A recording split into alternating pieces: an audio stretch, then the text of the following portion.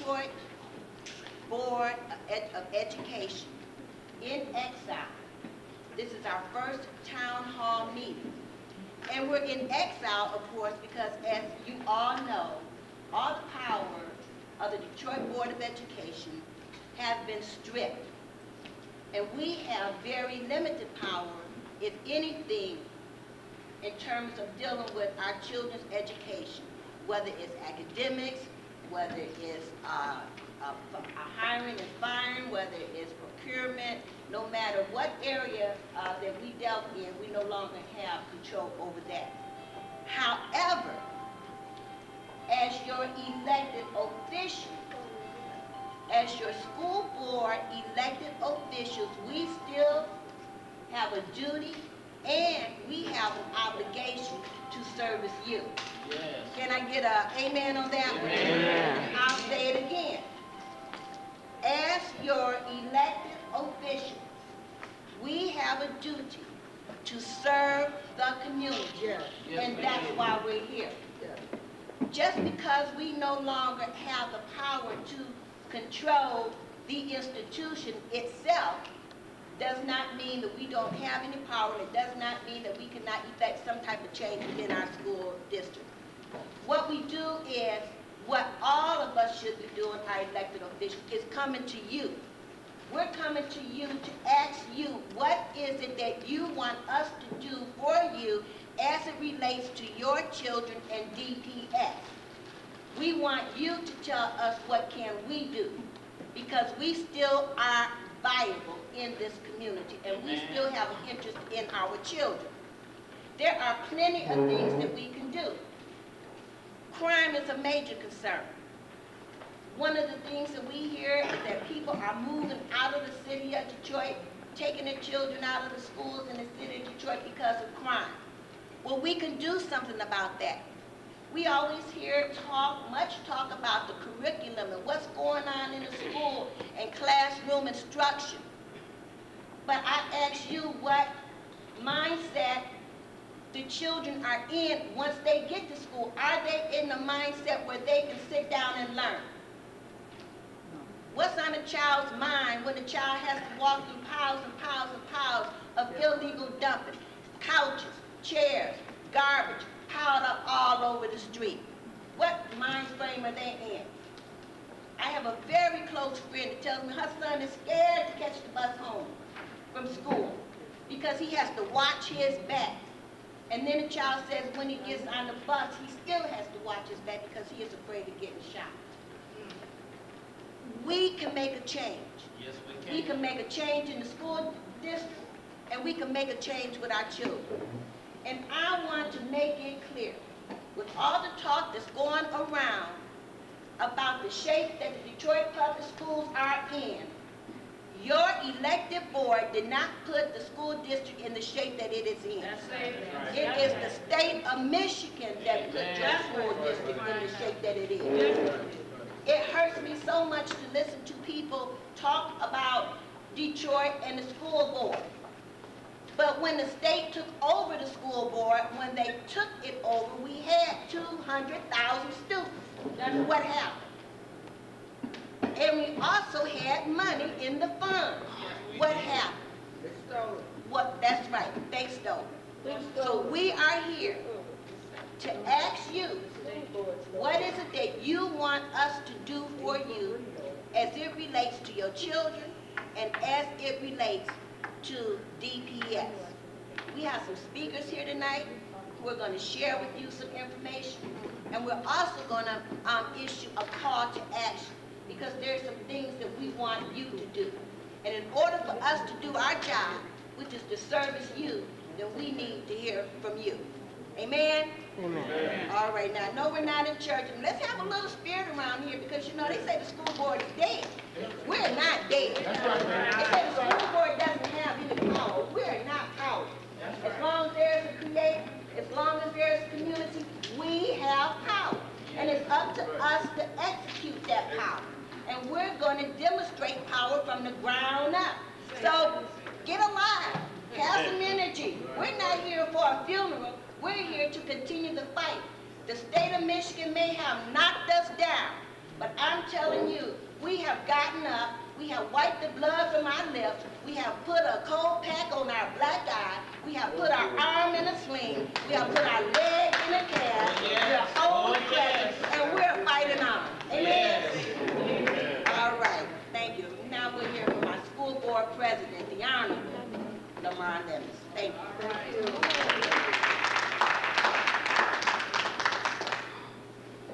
Good evening. First of all, let me introduce your elected school board by individual members. First, we just had board member Wanda Akila Redmond. Stand up again. Yes. We have our own in-house reverend with Reverend David Murray. We have our vice president, Herman Davis. We have Tawana Simpson. And Tawana is going to be the timekeeper. So for the speakers, when you make your presentation, when she stands up, that means your 5 minutes is up. Because we want to keep this meeting moving productively. And finally, we have Elena Harada, who's going to make an announcement.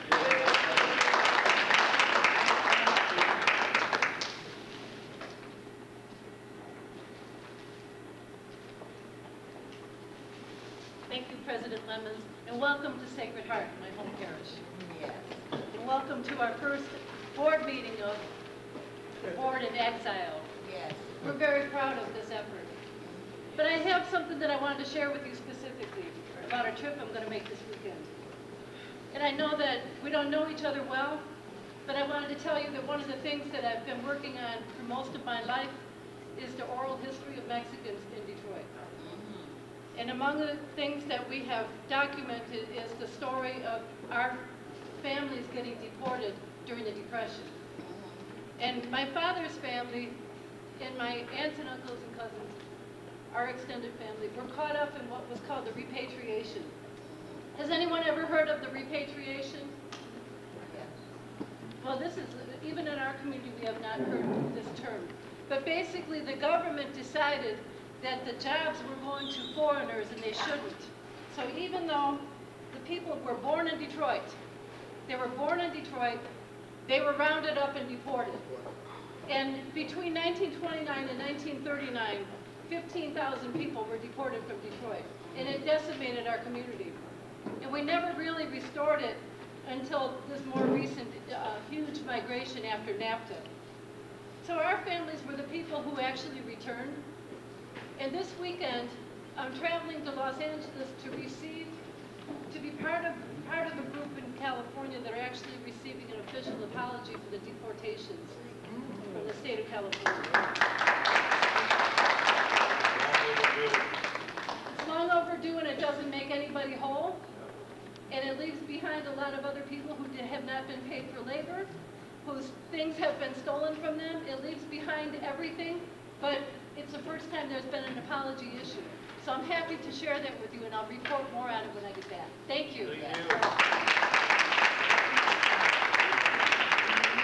Let me say this. This is also the day to commemorate the Alamo. We remember the Alamo, but from a different perspective, because we know why they were fighting. Remember, Mexico had eliminated slavery, and the Texans were fighting to keep and maintain slavery. So we remember the Alamo, and we say, good, they get wiped out. I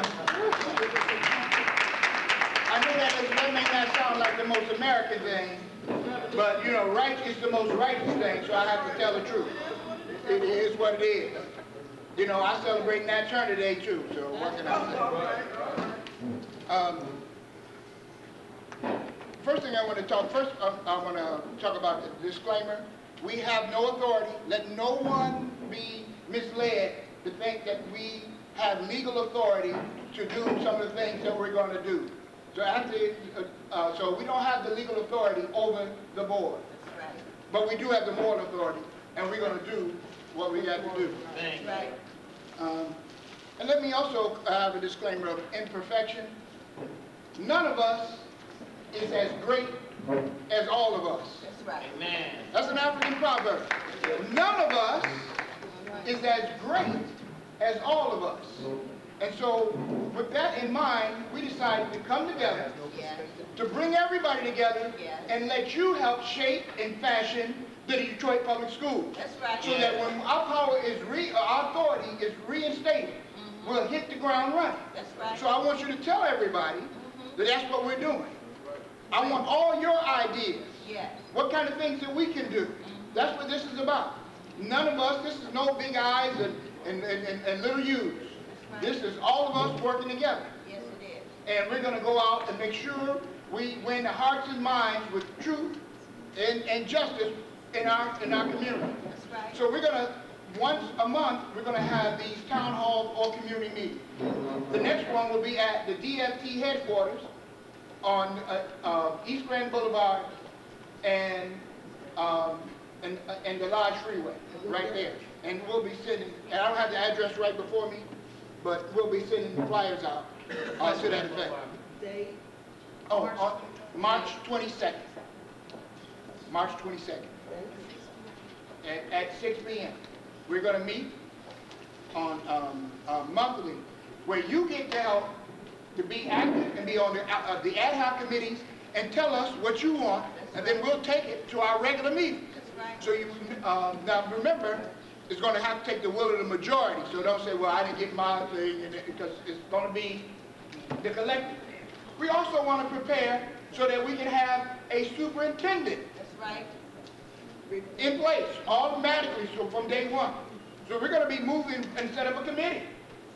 Now we have that disclaimer, we don't have any authority, but we will have retroactive authority. That's right. So we're going to do that. We also want to find out, what do you want to do with these buildings? They're leaving these empty halls Yes. in our community. Yes. Empty halls. They could be businesses, they could be factories, Yes. they could be energy, could be used for Yes. green energy, it could be, and they're just leaving them. And we're not, once we're in power, we're going to say, this is our policy for when we shut down buildings. Also, when you close down schools, if we're in power, we're going to try not to close down these schools. Even when the population, we can have that part of the building be something else and have generate the money. That's right. So we're going to, but all these type of ideas that we want from you, Yes. and anything else Yes. that you think of as a good idea, Yes. we're going to call upon the power of the collective, That's right. all these brains, Yes. and from wherever they are, as long as they mean good for our citizens. That's right. So that's the purpose. This is the beginning. This is the first kickoff. We just sent out a flyer and a few emails, and we want it to be like a snowball. This meeting, Yes. have 30 people. Next meeting, 60 people. Next meeting, etc., etc. Because when we're reinstating in power, we want to make sure we have a plan and a program, That's right. and you will be able to have input in that. So that's the new day. I have this fantastic team that I get to chair and move move the will of their majority, because that's all the president does. We've had some presidents who are on power trips. You won't find that from me. My job is to perform the will of the majority. We're going to all work together with the community. We're starting out with bringing as many brains, minds, hearts, and commitments as possible. That's right. We want to put together, I'm going to try to work with the mayor. We said, look, we need to use our resources so that we have after-school programs, That's right. so that we can have the arts and music. I mean, you can't shut down music for black folks. That's a sin before God. Yes, it is. Amen. Yes, I it mean, is. music and art, I mean, it's right up there with oxygen with us. Yes. I mean, you know, right after we take our breath, then the next breath is going to be a song. That's right. That's right. And so we want to make sure those programs are put in, even if they have to be after-school programs. We believe our schools should be open to 8 o'clock, That's right. and that they get a third meal. Yes. Our children are under attack. That's Yes, they are. They've removed the cash assistance. Yes. They got people living are homeless, Yeah. one in the streets. Yeah. Our schools must become institutions of support.